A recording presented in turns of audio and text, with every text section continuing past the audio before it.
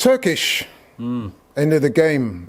Feels like deja vu to me. 2 weeks on the trot now, 2 away games. Both games 2-0 up, looking like we're right for the win, and then all of a sudden we concede a goal and it goes downhill from there.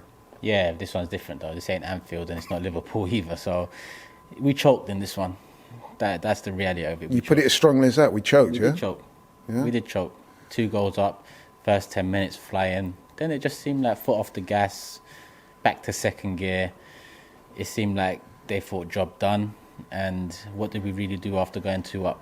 Nothing. That 2-1, we had a lifeline, penalty, and we fucked that as well.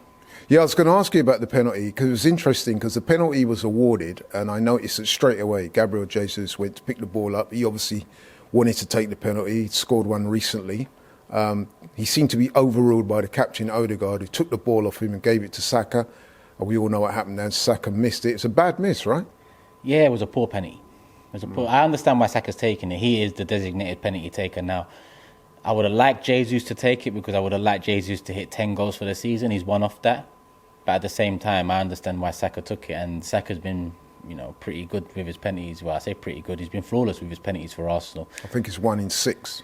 Yeah, I can't even remember. That he's missed. Yeah, I think the one he missed must be the Euro final one because I don't remember him missing one for Arsenal, but maybe I'm mistaken. At the end of the day, he's dispatched the majority of his penalties. I understand why he took it. But in general, Saka's been a bit off the pace in recent weeks, not just in this game, in recent weeks. So maybe it would have been more beneficial to give. But this is all in hindsight. At the end of the day, I was happy if Saka took it. I was happy if Jesus took it. I was even happy if Odegaard decided to take it. It just, it wasn't our day. And when you're coming up against the Manchester City side that are on it, and when I mean on it, they're wiping away Leicester, Munich, whoever comes across them at the moment, they're just dispatching them without much effort, if I'm honest. So we can't afford these type of slip-ups, and we've just had 2 slip-ups 2 weeks in a row, because when you go 2-0 up, back-to-back games, to come out with 2 points out of 6,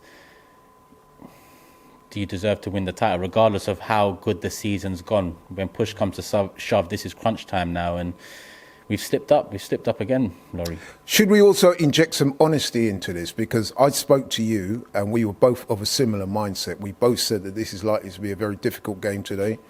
West Ham at home. We know the London Stadium, 62,500 people. When these fans get worked up, it can be a difficult place to go to. And, West Ham fighting for their lives. So, okay, 2 points drop, but is it the end of the world, though? The world will carry on going.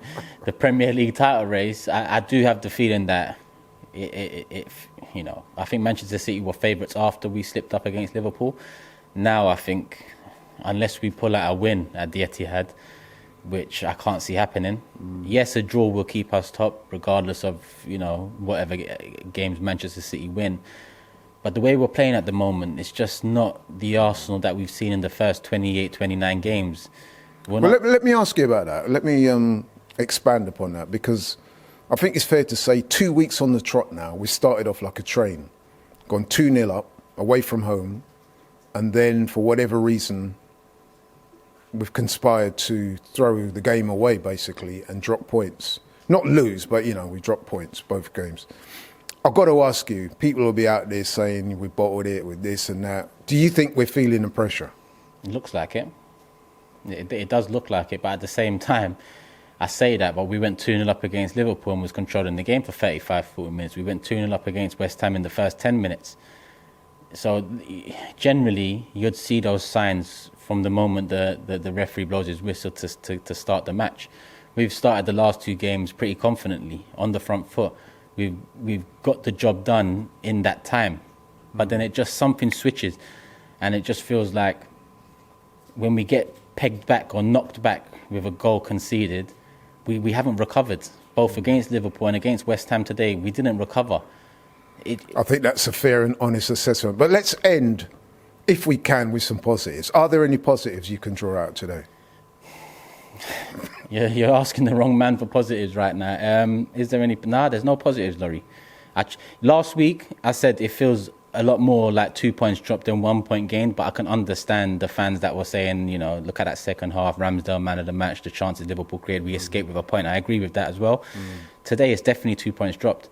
I can't see. Well, let me any try and positives. interject some positives. Okay, we're still top of the league.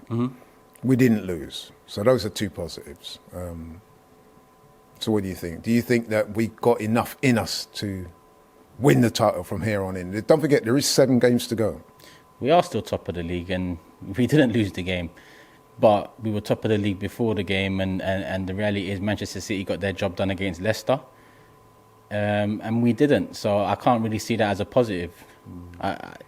We slipped up, Laurie.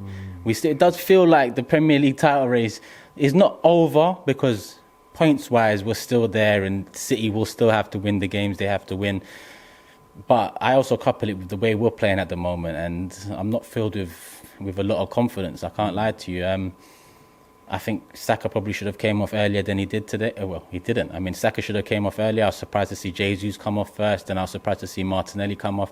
I think Saka should have come off early, but Saka's been a very important player for us all season. So I assume that Arteta was hoping for another moment of magic from him. I get that, but it just wasn't to be. And like I said, after we scored, not even after we conceded the first goal to West Ham, after we scored our second, we did nothing. We did nothing. We was void of any creativity, failed to create any real big chances off the top of my head. So in the end, I guess West Ham deserved their point. They came back into it. We missed our penalty, and they'll be the much happier side and much happier fan base. Now the final whistle's been blown. I can clearly see a disappointment, but thanks very much for the interview. No worries, Laurie. We roll on for Friday, see what happens then. Yeah.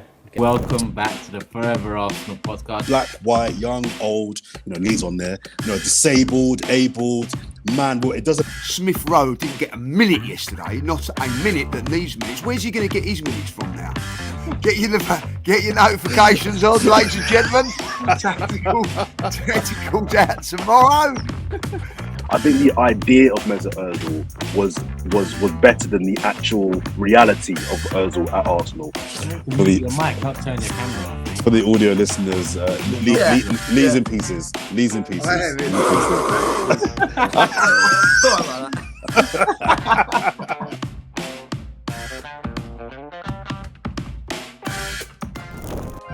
Shop for AFTV merch at shop.aftv.co.uk. Subscribe to us on YouTube. Follow us on Instagram, Facebook, Twitter, TikTok, Snapchat, and Twitch. We've got content for every platform, so check it out.